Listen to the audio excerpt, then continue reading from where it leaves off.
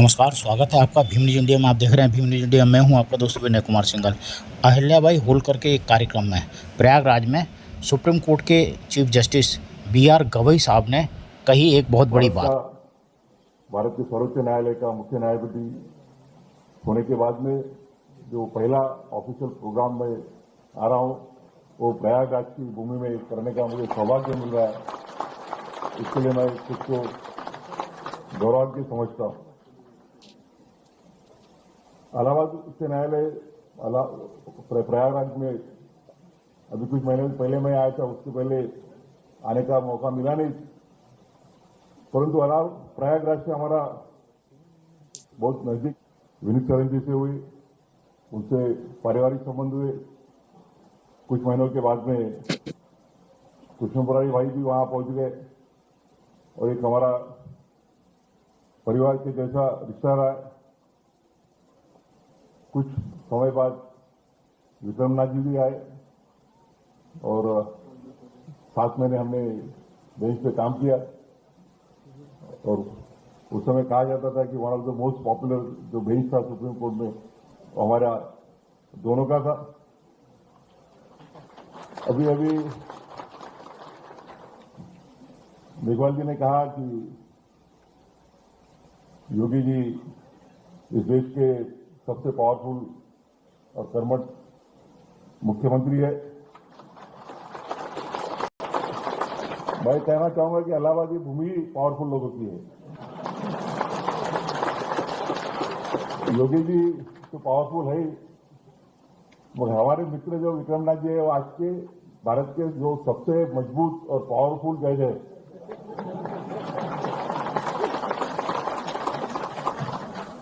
कुछ बातें आज कहना नहीं चाहूंगा, 24 नवंबर के बाद बोलूंगा।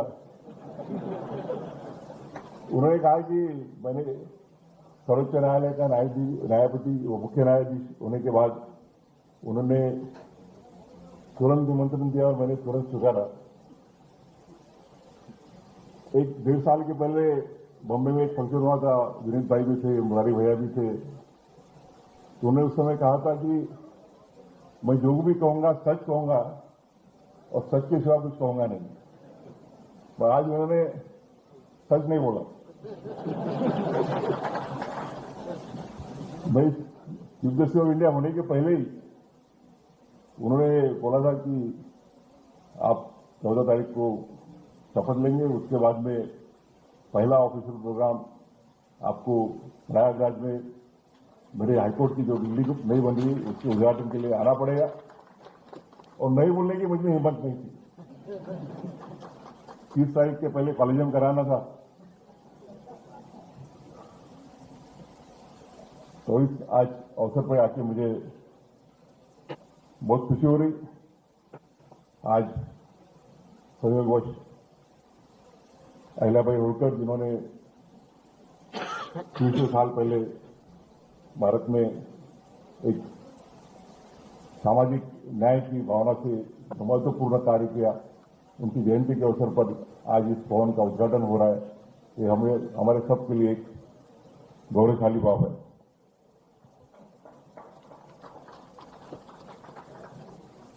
विक्रम भाई ने कहा कि इलाहाबाद बार बहुत डिसिप्लिन बार है, हर एक को अपने अपने बार के बारे में गौरव रहता ही है। मुझे भी है। मेरा जो नागपुर बार है वो वन ऑफ द बेस्ट बात है। तिवारी जी को हम मिल चुके हैं 2-3 महीने के पहले। यूट्यूब पे देखने का समय नहीं मिलता, मगर उस समय तिवारी जी के जो यूट्यूब पे बाइट्स आते थे वो भी देखने को मिले। आज अच्छे वो टाई सूट वगैरह पहन के आए। क्या कार्यक्रम की गरिमा रखने में आज उन्होंने अच्छा। मैं विक्रमनाथ जी से उनको डिसेंड करने की मुझे ताकत नहीं है, इसके लिए मैं भी एंडोर्स करता हूं कि इलाहाबाद बार बहुत ही डिसिप्लिन बार है।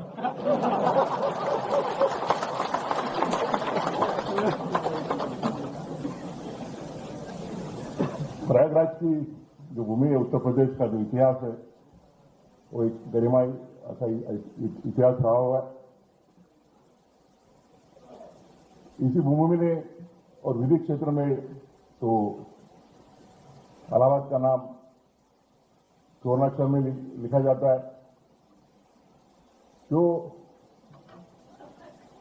स्वतंत्रता के पूर्व प्रिवी काउंसिल के जमाने में भी जो देश के चंद वकील सबसे अच्छे वकील गिने जाते थे, उनमें मोतीलाल नेहरू जी, जवाहरलाल नेहरू, तेज बहादुर पप्पू, सैयद मिर्जा हसन रिजवी, ऐसे अनेक कानूनी विद्वानों का नाम लिया जाता है। उसी प्रकार से भारत का जो हिंदी साहित्य है उसमें भी प्रयागराज के काफी दिग्गज जैसे महादेवी वर्मा, हरिवंश राय बच्चन, सुमित्रानंद पंत, सूर्यकांत त्रिपाठी निराला, अकबरी इलाहाबादी, धर्मवीर भारती, सुभद्रा कुमारी चौहान, इनको भी जाना जाता है। भारत के स्वतंत्रता के इतिहास में चंद्रशेखर आजाद जी के बलिदान को पूरा देश मानता है। उन्होंने जो देश के लिए बलिदान दिया था, देश के स्वतंत्रता के लिए, देश हमारा सदैव उनके लिए ऋणी रहेगा।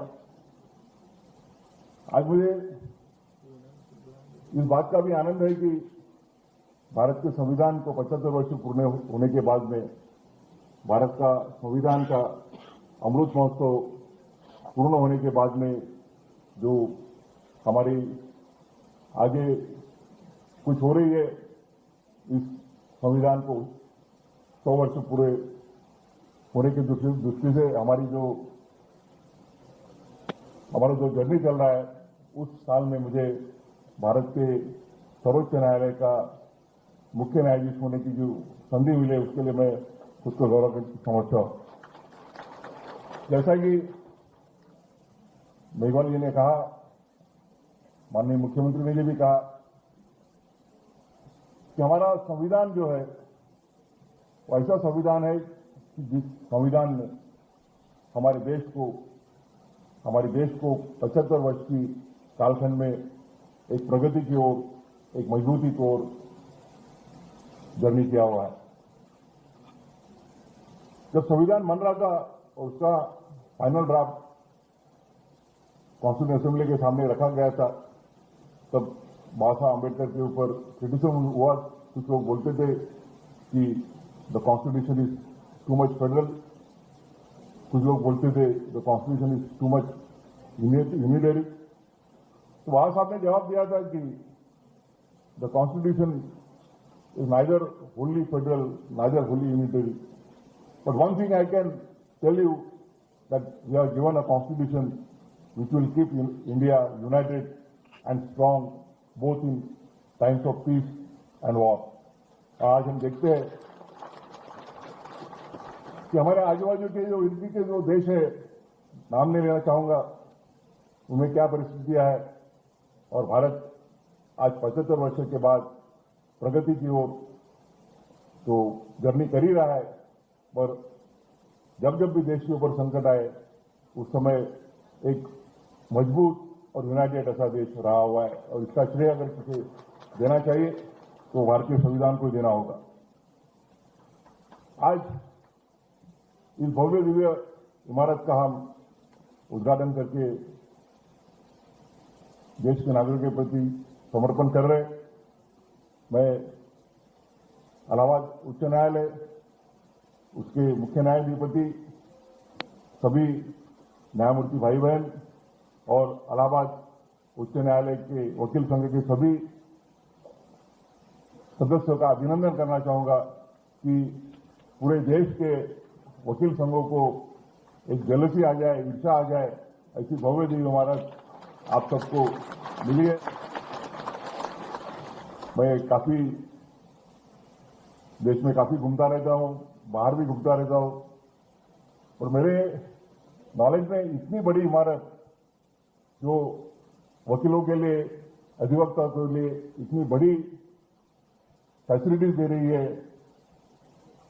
2300 के ऊपर चैम्बर है, 2300 के ऊपर 4 पहिया वाहनों का पार्किंग है, 1600 के ऊपर 2 पहिया टू व्हीलर्स का पार्किंग है। इतनी बड़ी इमारत, इतनी सुविधायुक्त इमारत मेरे नॉलेज में पूरे वर्ल्ड में भी नहीं होगी और इसके लिए मैं आप सबका अभिनंदन करना चाहूंगा। खास करके माननीय मुख्यमंत्री जी का भी इस प्रति मैं अभिनंदन और आभार व्यक्त करना चाहूंगा कि इतने बड़े मात्रा में उन्होंने फंड्स अवेलेबल किए। हरदम कहा जाता है कि judiciary has neither the power of sword neither the power of money, the power of purse, और जब तक एग्जीक्यूटिव फंड देती नहीं तब तक इतने बड़े इमारत का निर्माण हो नहीं सकता। और इसी के साथ में शासन ने और उच्च न्यायालय ने सिर्फ जजेस का ही नहीं, सिर्फ न्यायमूर्ति का ही नहीं, सिर्फ वकीलों का ही नहीं, और उसी समय जो वादकारी है जिनके लिए हम कार्य करते हैं उनका भी ख्याल रखा है। ये काफी हर्ष की बात है।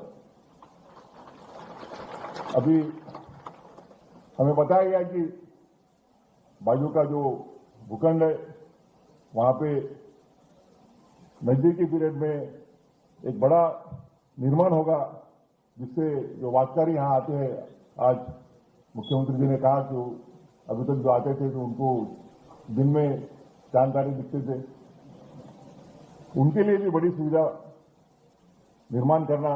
उसमें फिर जो विकलांग है, जो डिफरेंटली एबल्ड है, जो महिलाएं हैं, जो अपने बच्चों के साथ आती है, उनके लिए क्रेच करना वगैरह, ये सब बातें दिखाई देती है कि हम सिर्फ कार्य करते हैं तो वकीलों के लिए या न्यायमूर्ति के लिए नहीं, तो इस देश का जो नागरिक है, जो इस देश का नागरिक न्यायपालिका में उसके ऊपर जो अन्याय हुआ है वो अन्याय दूर करने के लिए आता है, उसका भी ख्याल किया जाता है। खास करके मैं इलाहाबाद के उच्च न्यायालयों का भी जिक्र करना चाहूंगा। 12 बंगले उन्होंने बलिदान दिया, सैक्रिफाइस किया। तो झगड़े होते रहते हैं कि हम एक भी, हमारे पास अभी आते रहते विषय कि बाहर के लोगों को कम सुविधा दी जाती है, बाहर के लोगों को जगह कम है, मगर बाहर के लिए 12 बंगला छोड़ देना ये कुछ छोटी बात नहीं है। इसके लिए मैं इलाहाबाद उच्च न्यायालय और उनके सभी वकीलों का अभिनंदन करना चाहूंगा। आज इस वक्त माननीय मुख्यमंत्री जी ने ये भी घोषित किया है कि जनपदों में भी एकीकृत कॉम्प्लेक्सेस बनाए जाएंगे, जिसके तहत न्यायालयीन इमारत, उसी के साथ में पक्षकारों के लिए, वादकारियों के लिए, वकीलों के लिए और न्यायमूर्ति के लिए निवास, सभी सुविधा एक जगह पे दी जाएगी।